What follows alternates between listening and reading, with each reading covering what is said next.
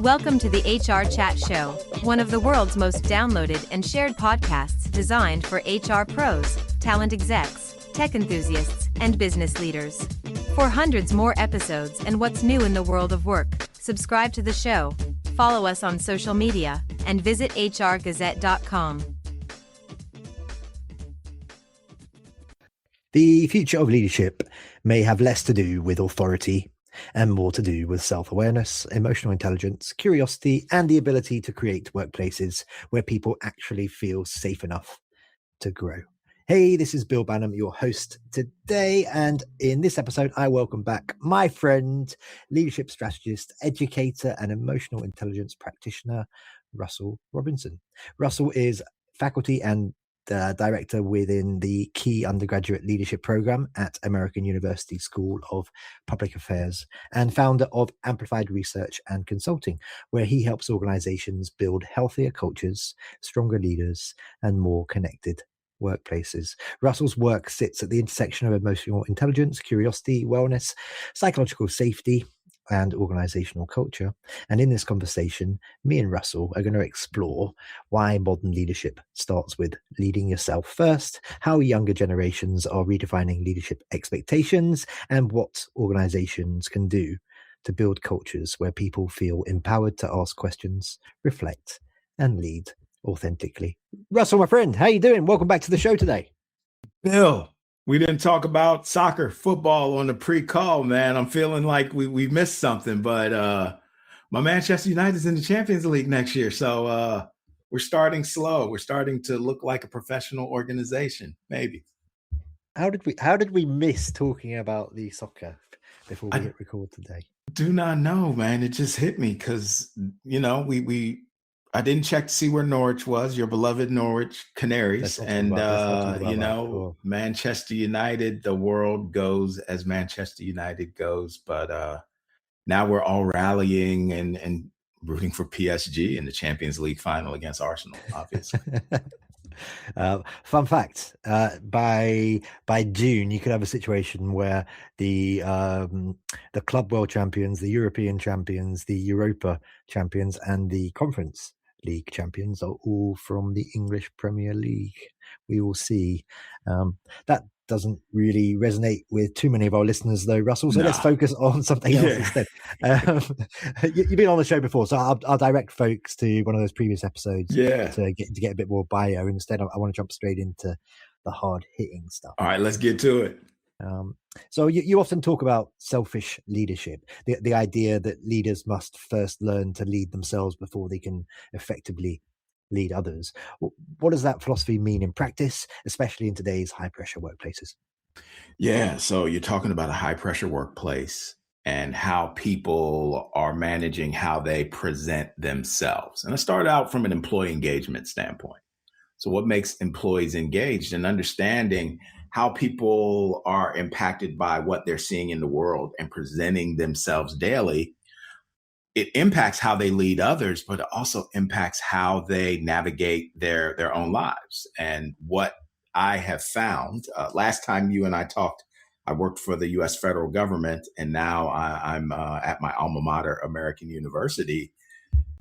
We found this sweet spot where we talk to Gen X, my age leaders in the government, and get them to slow down and think about themselves. And to be clear, there's nothing wrong with thinking selfishly about yourself as a leader. Why do you want to lead? What are your values? What are your non-negotiables? How do you manage your mental health and well-being? Because how you lead yourself impacts how you lead others. And I'm a big believer in how you treat anybody is how you treat everybody. So how you selfishly lead and love and take care of yourself, that impacts the people you work with and for, but also the people in your personal lives, right? I remember I was going through a rough period when I worked in the government, maybe about 12, 13 years ago. And I would get home and just sit in my car, like, how do I leave everything I experienced in this dysfunctional office in the car and not take it into my family? And what I found was I really wasn't as good at it as I thought. So if you can selfishly think about carving out these spaces and places for yourself to reflect and strategize and also speak those words of empowerment and love to yourself, it impacts you, it impacts the people you lead, and it also impacts the people you love. Okay, so you work closely with emerging leaders at American University School of Public Affairs. Are you noticing shifts in how younger generations think about leadership, emotional intelligence, and workplace culture compared to previous generations? If you say no to me, this interview ends now, because my goodness me, the Gen Zers are facing so many challenges that my generation, millennials, didn't have to face. I'm going to age you now and say that your generation as well, the Gen Xers. So, what's your take? Yeah, so a typical school year, I run my undergraduate leadership program at American University. I also teach in the regular masters. So my students are Gen Zs to millennials. I teach our executive master's program. So that's millennials and Gen Xers, and then certificate programs for senior government leaders, predominantly Gen Xers. My student age range per year is 18 to 63. When you look at all these different generations, there are similarities. People want to feel like they matter. Let's get into the basic employee engagement. You want to feel like you're doing meaningful work, you're heard, you're empowered, you're operating in a culture that is psychologically safe. You can take risks, you can build connections and your tribes, and you have this ability to have proper work-life balance. That doesn't change no matter the age.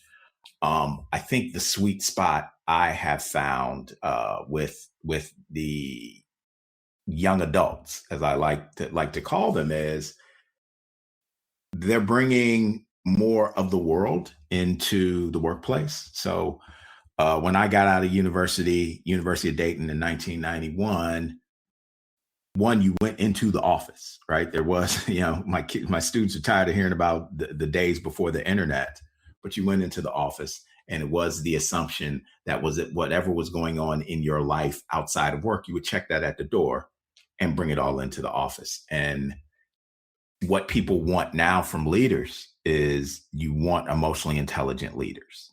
And to do that, you have to understand that people are bringing a lot into, for me, how they're bringing it into the classroom every day. And again, I mentioned emotional intelligence earlier. In retrospect, there was no greater time to really focus on emotional intelligence than your first year at college or university. You've moved away from home. You're navigating new friends. Maybe the university experience is harder than what you thought. Maybe you're bringing how you manage your anxiety and your wellness is now at play. So it gives us this opportunity to really start to build this muscle towards self-awareness. And again, tying it back to this aspect of thinking selfishly for yourself, so that we start to build these muscles so that when they get into the workforce and then eventually get into leadership, they have a little bit more knowledge than I did when I first started supervising.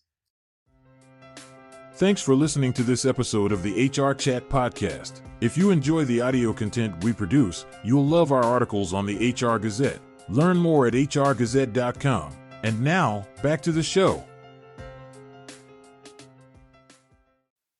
Okay, very good. Now, you've worked across higher education, public sector leadership, and organizational consulting, of course. What are some leadership challenges that seem pretty universal, regardless of industry or focus? Yeah, so nobody has bandwidth. People have to do less with more quicker. I remember my second job out of school, I worked at a law firm in DC, and one of the partners was saying, with the advent of the fax machine, our customers are expecting responses within a day or two. And now it's happening even quicker. So you have to do more with less. That's one aspect of it. People aren't expected to stay at the job forever. Again, I'm in Washington, D.C. I tell the story of my parents were part of the great migration from the South to the North. They were the last wave, first generation college educated. They moved from North Carolina to DC in 1966.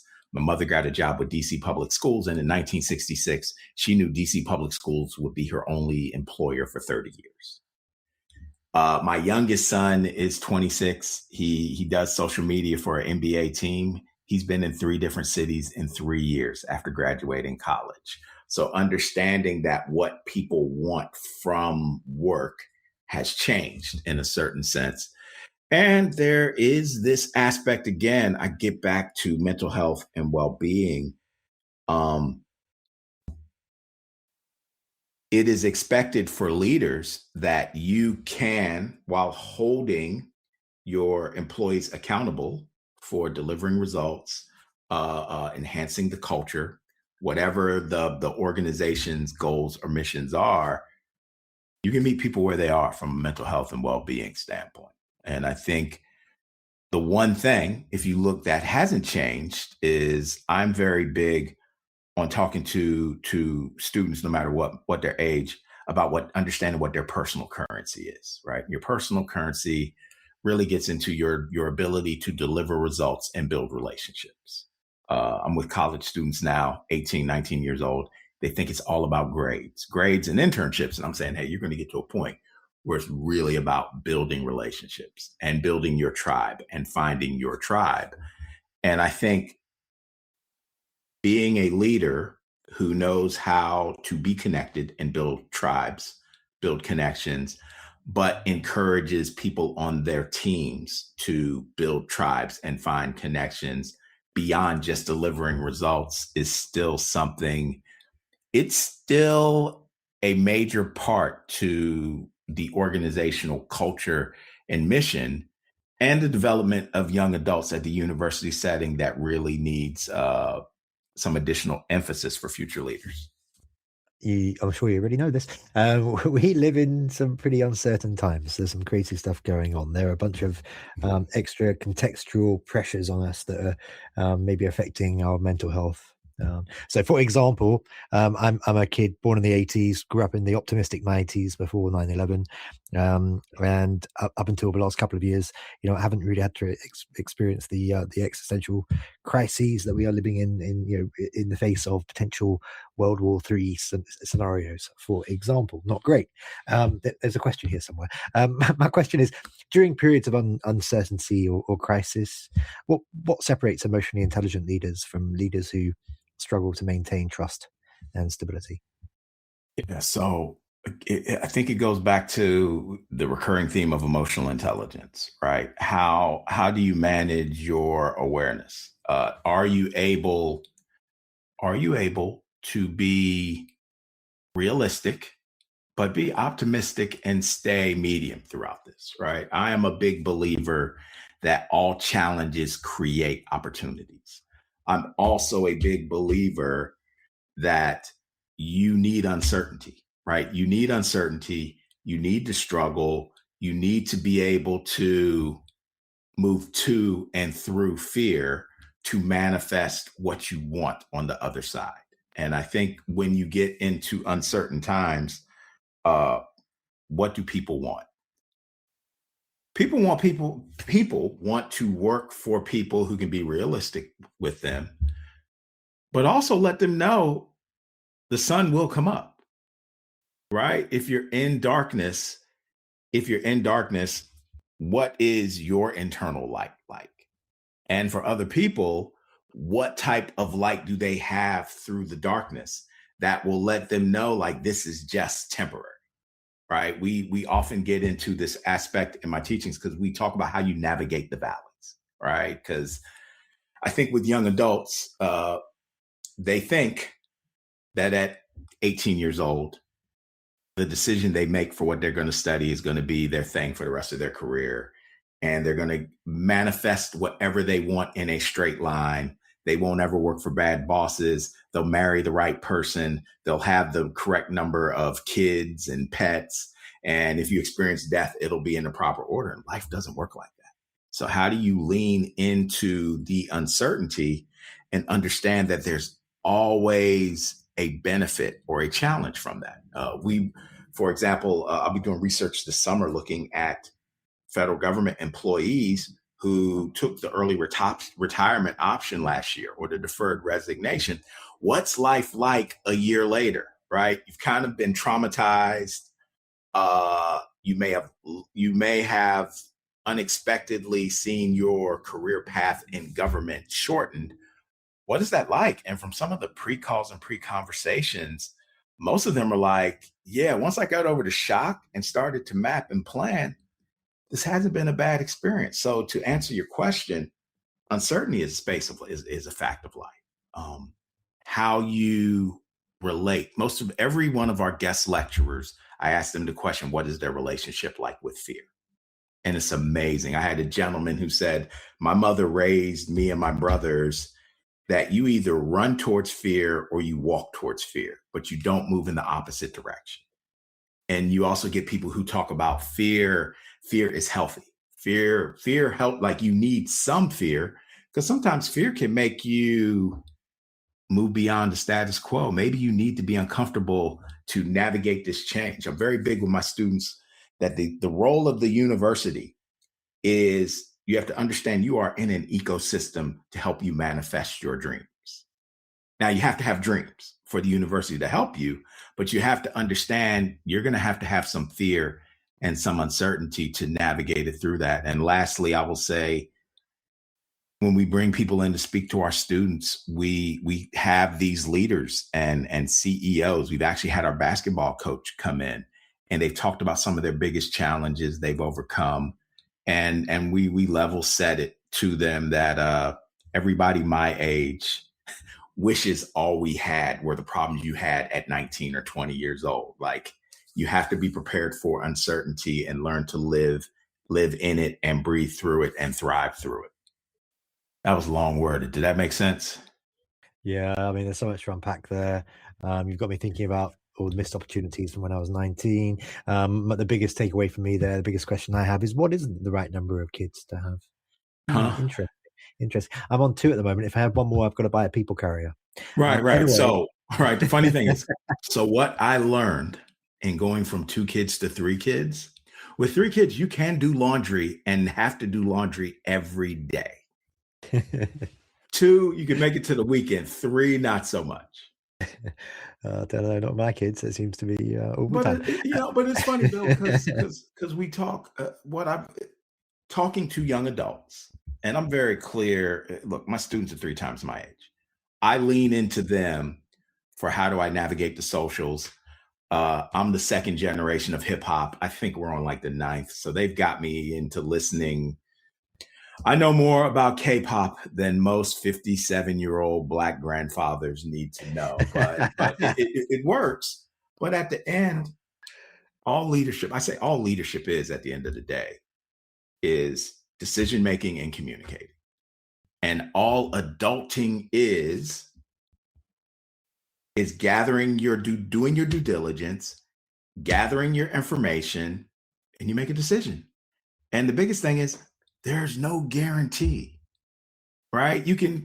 There's risk in every decision you make, right? You have to understand that every decision, like nothing is guaranteed.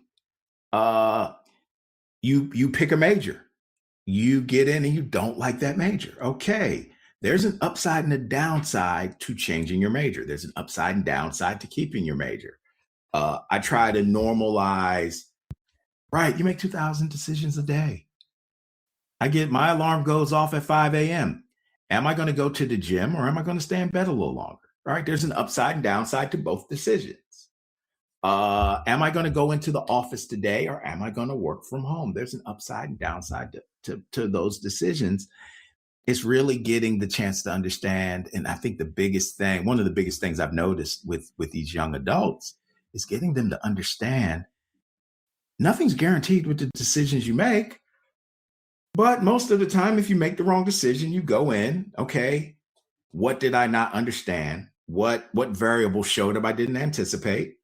Can I circle back around the block and make another decision? And if you keep building that loop where you're always questioning, always learning, you start to normalize. You normalize decisions that did not go well, and you also learn that uncertainty is a place where you need to be strong to navigate to and through. Well, I'll tell you one decision that our listeners can make today, which is never wrong, and that is connecting with you. If they choose to reach out to you either on LinkedIn, I'm guessing, or how can they find out about Amplified Research? How can they learn more about all the other cool things you're up to? Yeah, so we've got me, Russell Robinson, on LinkedIn. We've got our program, the Key Undergraduate Leadership Program, on LinkedIn. We have our own Instagram page, KULPAU. The students are on me to get followers. So I think, what I say, smash a like and follow.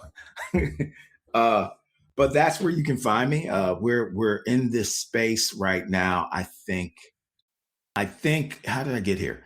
When I got my doctorate in employee engagement, I thought the goal was just to focus on the employees. And then it's like, well, that's not it. You really have to focus on the leaders. Leaders my age are not as curious as I thought they would be. So I try to move in the direction of curiosity. And being in a space with young adults who are curious and they haven't learned some of those bad habits are not ingrained, and meeting them where they are, it's just amazing when you focus curiosity and emotional intelligence and you start to build it into young adults. Because in essence, we are impacting the talent management process for organizations, right?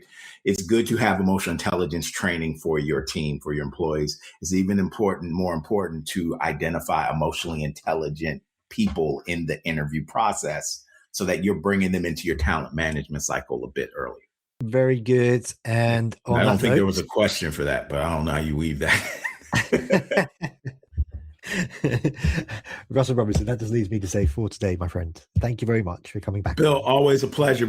Afterwards, we got to figure out the Premier League schedule for the fall and figure out how we can catch a match together. That sounds like music to my ears, although my team are not currently in the Premier League, but What are you on, a championship? Or? Yeah. And on that sad note, we'll leave it for today then, listeners. Thanks very much for tuning in. Bill, always a pleasure, brother. Thanks for listening to the HR Chat Show. If you enjoyed this episode, why not subscribe and listen to some of the hundreds of episodes published by HR Gazette? And remember, for what's new in the world of work, subscribe to the show, follow us on social media, and visit hrgazette.com.